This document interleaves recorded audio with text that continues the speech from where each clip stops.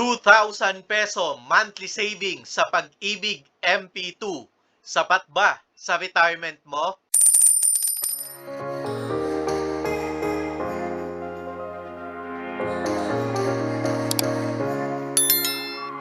Ito ang dividend rate na idineclare ng Pag-ibig sa kanilang MP2 sa nakaraang 5 taon. Noong 2020, nakapag-declare sila ng 6.12%. Noong 2022 naman, nakapag-declare sila ng 7.03%. At noong 2024, nakapag-declare naman sila ng 7.10%. Gagamitin natin ang dividend rate na ito para makuha natin ang average rate nila sa loob ng 5 taon. Ang average rate na ito ang gagamitin natin sa ating computation ng Pag-ibig MP2 savings. Kung mas mataas sa 6.66% ang ide-declare nila, katulad noong 2022 hanggang 2024, mas favorable para sa atin kasi mas malaki ang kikitain natin na dividend rate. Pero kung mas mababa sa 6.66%, mas mababa din ang kikitain natin sa ating Pag-ibig MP2 savings. Ilagay na natin dito ngayon ang 2,000 peso monthly deposit natin sa Pag-ibig MP2. Ang gagamitin natin na dividend rate sa ating buong computation ay 6.66%. Pero sabi nga natin, paiba-iba mga kapeso ang pagko-compute or dividend rate na idinedeclare ng Pag-ibig sa kanilang MP2. Depende sa income nito at sa mga pautang nito. Kung maghuhulog tayo ngayong October 2025 at 25 years old tayo ngayon, ibig sabihin, ang entitled months natin para sa October ay 3 months na lamang. Paano natin ito nakuha? From October hanggang December, 3 buwan na lamang ang natitira. Kaya ang dividend income natin magiging pro rata muna. O kaya naman, 2,000 pesos times 6.66% times 3 months, i-divide natin ngayon sa 12 months. Ito yung tinatawag natin na pro rata basis. Ang total money natin ngayon ay 2,000 pesos plus dividend income natin magiging 2,033 pesos. Ang November na hulog natin, 2 months naman ang entitled months. 1 month naman para sa December. Ngayon, ang total na naging pera natin ay 6,066 pesos. Ito na ang maganda mga kapeso. Kasi yung 6,066 pesos na kinita natin last time o yung hulog natin plus yung dividend natin, yan ngayon ay magiging subject na sa susunod na taon into 12 months. Kaya kung makikita nyo, ang dividend income natin last year ay 66.6. Pero ngayong 2026, 404 pesos na kaagad. Tuloy-tuloy tayong maghuhulog ng 2,000 pesos natin para umabot tayo sa retirement age natin. Kung makikita nyo mga kapeso, pataas na ng pataas ang ating nakukuha sa Pag-ibig MP2. Kasama na rin ang savings natin. Tuloy-tuloy tayong maghuhulog ng 2027, 2028, 2029 at 2030. Kung mapapansin nyo mga kapeso, every 5 years, nagmamature ang ating MP2. Kailangan natin siyang i-withdraw.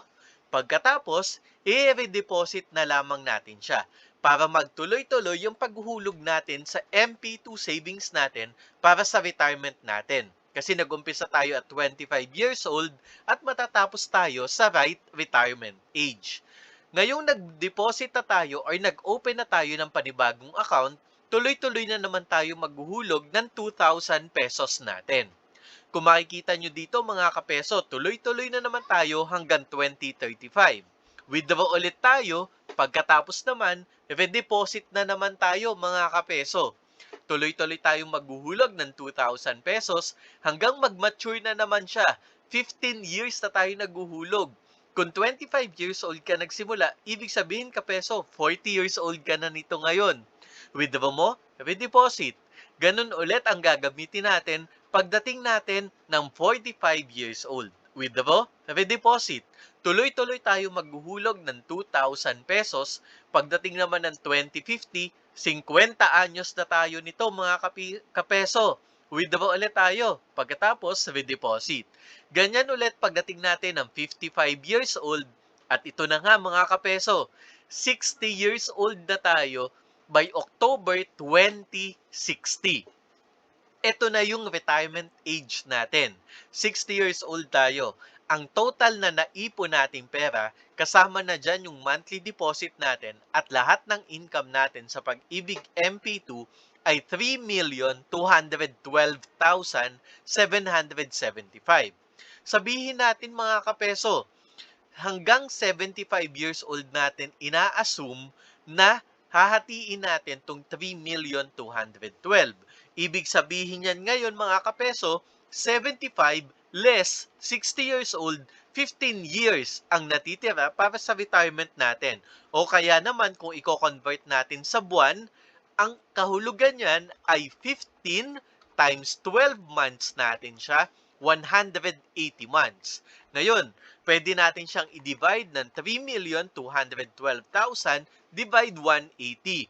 Pwede namang hindi mo agad i-withdraw lahat. Okay lang din yun mga kapeso. Pwedeng tumatakbo pa rin siya sa Pag-ibig MP2 depende sa iyong diskarte.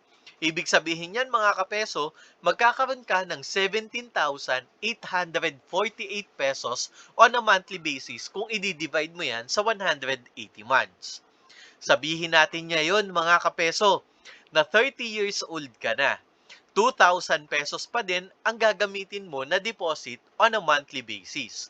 Ito na mga kapeso, tuloy-tuloy tayo maghuhulog hanggang sumapit ang retirement age natin. Kung nag-umpisa tayo ng 30 years old, matatapos din tayo ng 60 years old mga kapeso.